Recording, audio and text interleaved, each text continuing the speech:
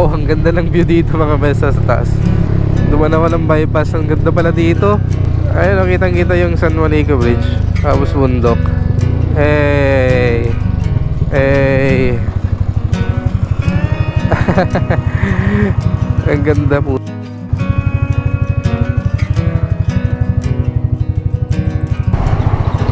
Tacloban Bypass. Hi, good morning mga maestro. Ayan, welcome sa ating day 5 bago Pan-Philippine Highway.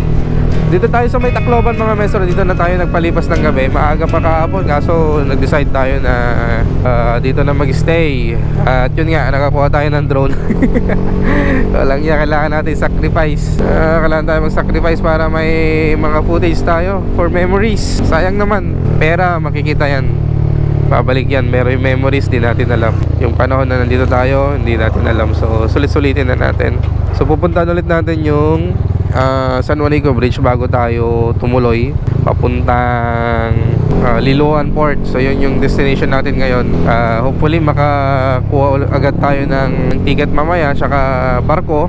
Hopefully may biyahe agad-agad para makatawid tayo ng Surigao ng medyo maaga pa. So Surigao na tayo mga maestro. Ilang oras na lang ay Mindanao na, or nasa Mindanao na tayo. Alright, so once again, welcome sa ating day 2 mga maestro. Day 2. Feeling ko day 2 pa. Day 5 na natin. Welcome sa ating day 5 mga maestro, sa ating Philippine Love Series. Samahan nyo ako sa aking biyahe. Let's go! I ain't afraid of the dark. Once you let the light in, you won't see the beautiful stars shining down from afar. No, I ain't afraid of the dark. I don't mind the rain, bringing life back. We can breathe again when dealing with the pain. No, I don't mind the rain. And ooh, that's the way it goes. Life will teach you what you need to know. And ooh.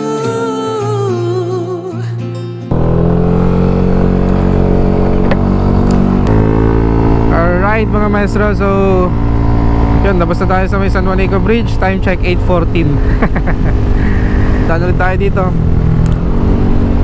So hanggang sa muli Tacloban.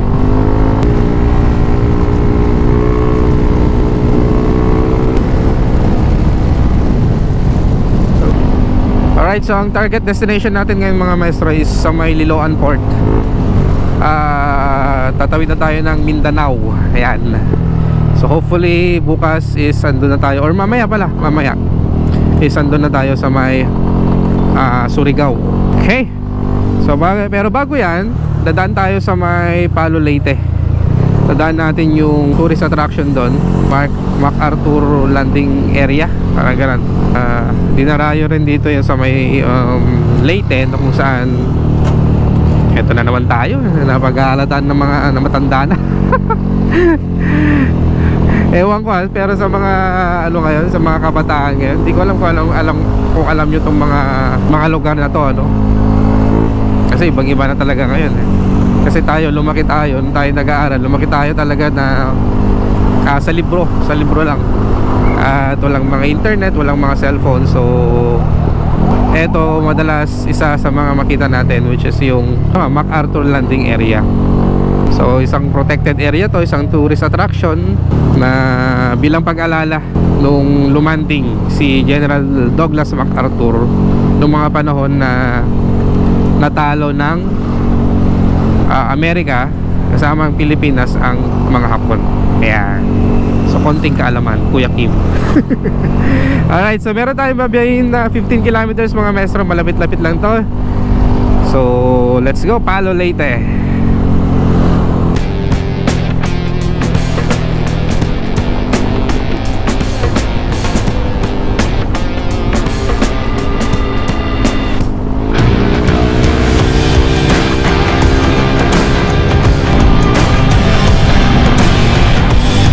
See you again, Tacloban.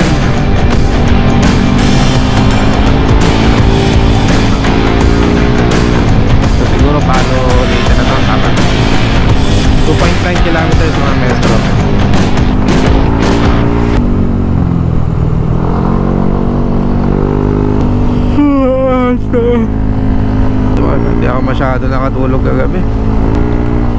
Parang may mga nagsasalita eh. Parang may kumakausap sa akin, tapos alala ko sinasagot ko pa eh. Lutik. Alam kong nanaginip lang ako ano. Follow later.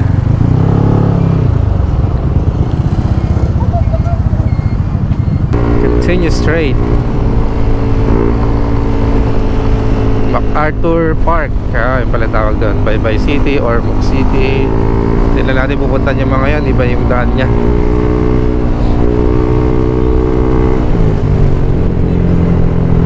Arthur Park or dito na ba? 1.3 pa eh. Mga titinda ng flag oh. Kapit na kasi yung Independence Day.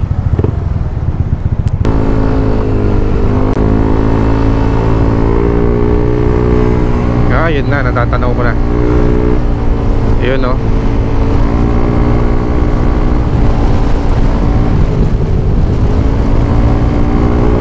Doon.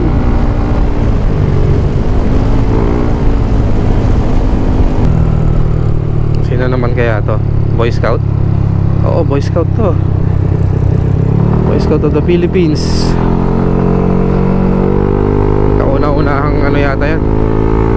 Mamaya, dadaanan natin.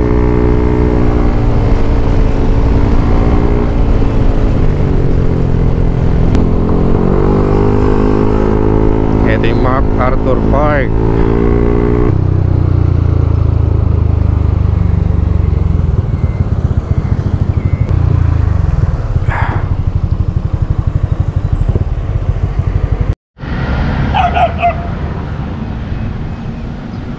Ay, dito na tayo mga maestro. So, sayin natin MacArthur Landing Memorial. So, built to commemorate the historic return. Ay, pagbabalik niya. Kung I shall return niya. Kasi yung sa may, yung very famous na line na yon, yung I shall return, is yung si General Douglas MacArthur, yung nagsabi nun.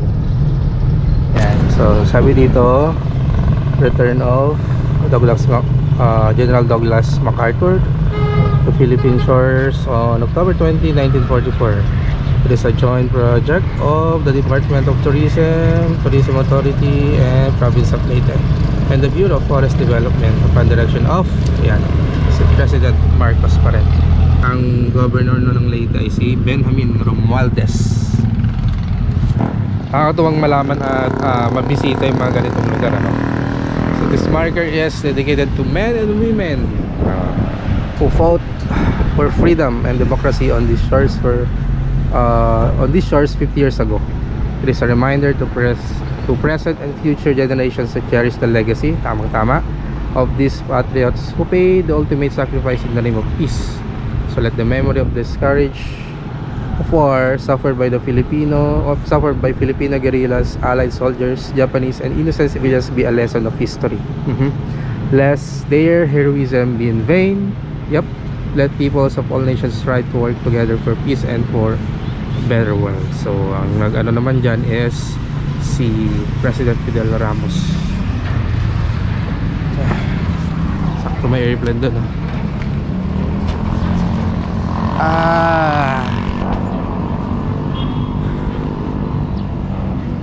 memorial for fulfilled promise. So ito naman yung proclamation ng sinabi ni Douglas MacArthur. Ay, sige pa, picture pa kayo.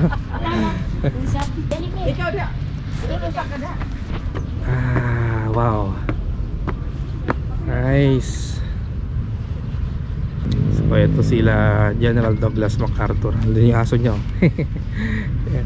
Yung aso. Tsaka syempre yung mga kasama niya. On this spot, Palo Leyte, General Douglas MacArthur returned to the Philippines on 20 October 1944 and personally led the swift drive against the Japanese forces in the Philippines.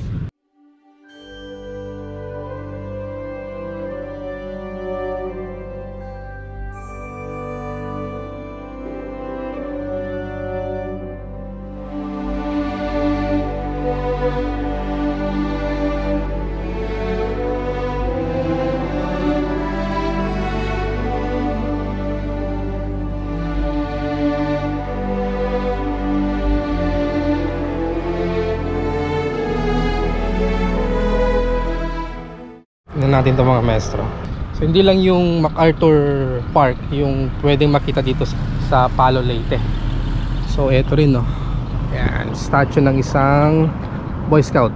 Sino nga ba to? Tingnan natin. On this site was held the 12th National Jamboree of the Boy Scout of the Philippines. Okay. On 27 December 2001 through 2 January 2002. Okay, so scouting, 21st century scouting in the community. Yan, so ito pala. So sa site daw na ito is nangyari yung ika-12 na National Jamboree ng Boy Scout of the Philippines. Yan.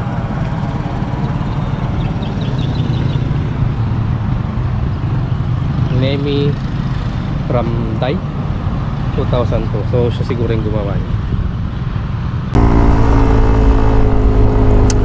Alright, so hanggang sa muli. Basta tayo dito sa may MacArthur Landing Memorial Park. Biyahe na tayo ng Liloan Port mga maestro. Meron tayong 143 kilometers na babiyahiin. So malapit lang to, more or less 2 hours and 40 minutes yung nandito sa ating Google Maps. Alright, let's go. Thank you so much, Samar Leyte. So bukas sa mamaya mga maestro, depende sa biyahe ng barko mamaya sa Liloan, ay nasa Surigao na tayo, nasa Mindanao na tayo. Tapos ng Visayas, or galing tayo ng Luzon, tapos na tayo dito sa Visayas, and Mindanao naman ang susunod natin na iikutin. Okay, kaliwa tayo dito.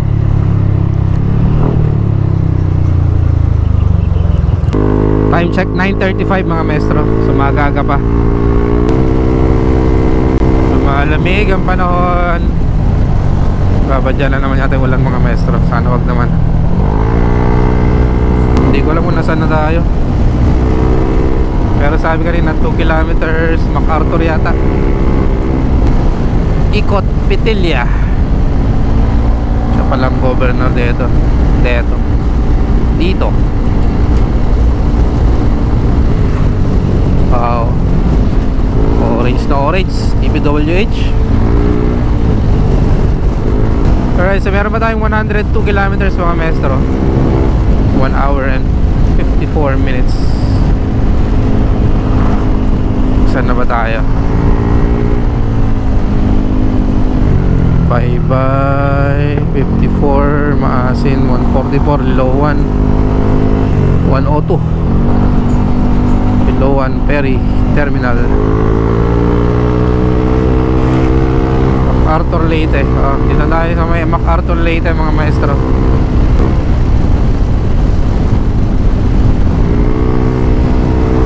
MacArthur Leyte. Time check 10:20. Makulimlim ang panahon. Huwag kang umulan. Sira yung busina natin mga maestro. Sigurado naugot na naman to. Parang kahapon meron pa or kanina.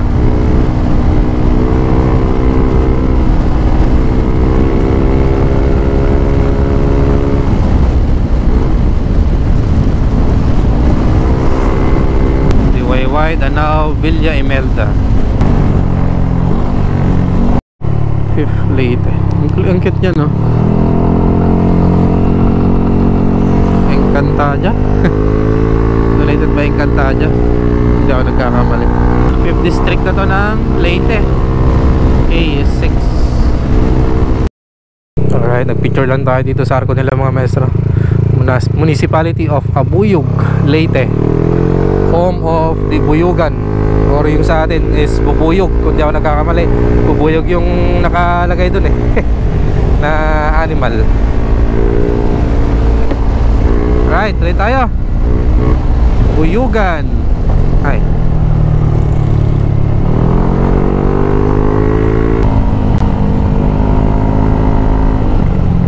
Ito na pala yung twisties kanina.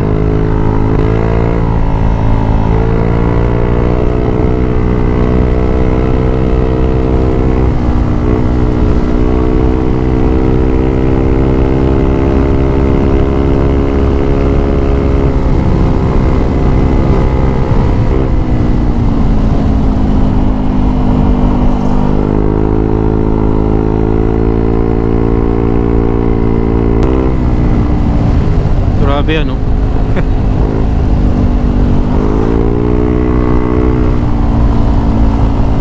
Kabundukan na to mga maestro.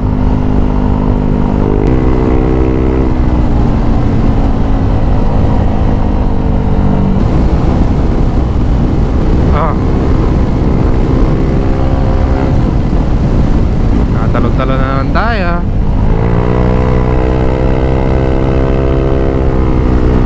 Eastern Nautical Highway. Hindi nadaanan pala natin. Pakasarap mag road trip. Oh, sarap ng hangin.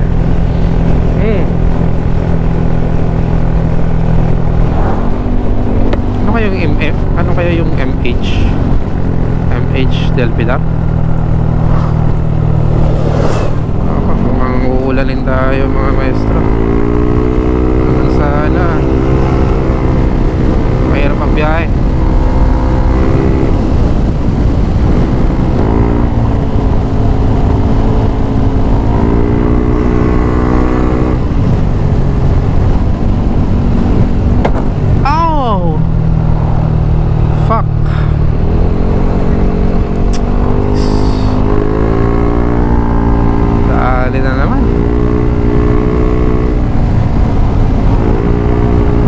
Sana okay lang yung magsate yung suspension.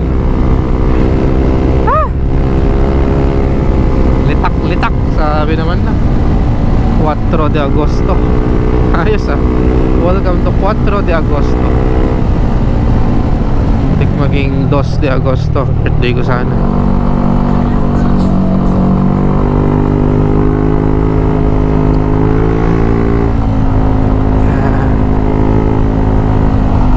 Bye-bye Maasin, Liloan.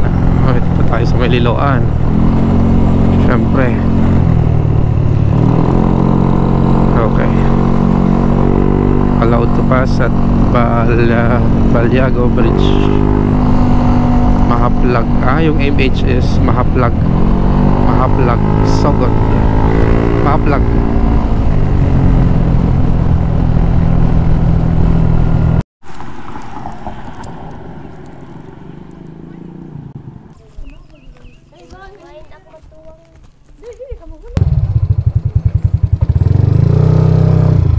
Hindi ko na malayan mga maestro. Dito na pala tayo sa may Agas Bridge.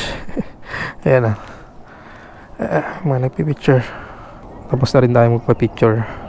Kisuyo tayo sa kanila kanina. Hirap nang walang taga-picture. So wala na tayong signal. Agas Bridge. Isa rin to sa mga nasa bucket list natin Hindi ako nagkakamali. Ito yung pinakamataas na tulay, or isa sa pinakamataas kung hindi man. Right, Agas Bridge. Okay, kanina nakita natin kung gaano kataas. Natin dito.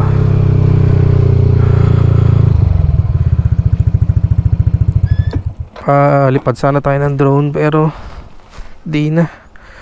Medyo mahamog. Wow, grabe ang taas. Grabe ang taas mga maestro. Ayan, nakita. Hindi ko alam kung kita mismo sa video. Ayan, and this is the view. Kabundukan. Solid. Agas Bridge. Okay, lobat kasi tayo kanina medyo maambon talaga.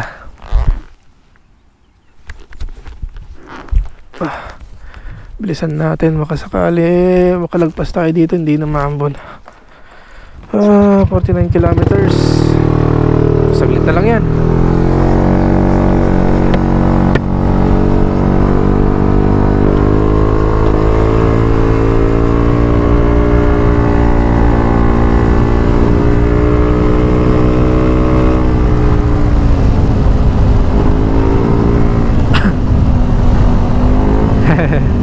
Parang sila din yung nakita ko kanina sa Sa may Leyte.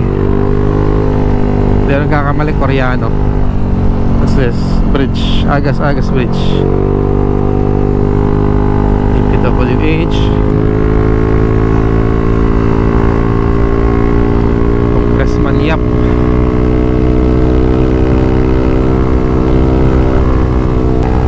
Angkon na.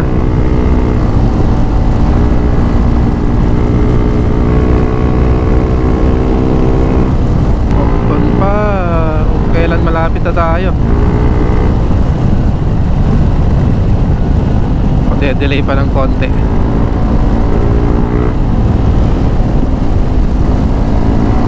Cocoyap.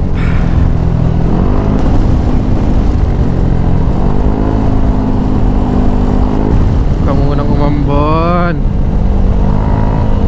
Tsaka na pagdating ko dun,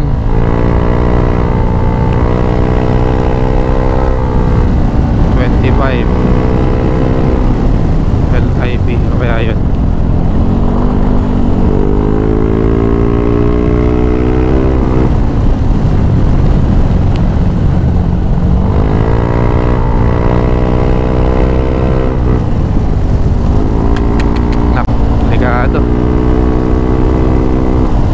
Delikado, wala tayong pagsilungan dito.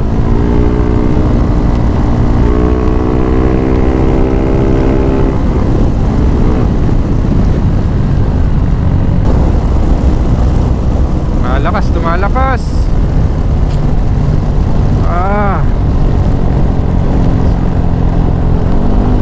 Sa bundok pa man din tayo, wala tayong pagsilungan. Doon, malakas yata doon, no? Lord, pagabay.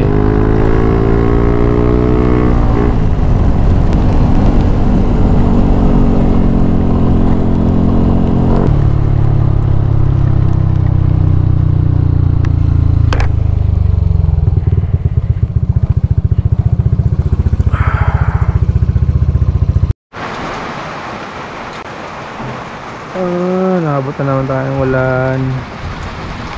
Kalagpas lang natin sa Agas. Malapit na eh. Lapit ng Liloan Park. Kote gaming tayo.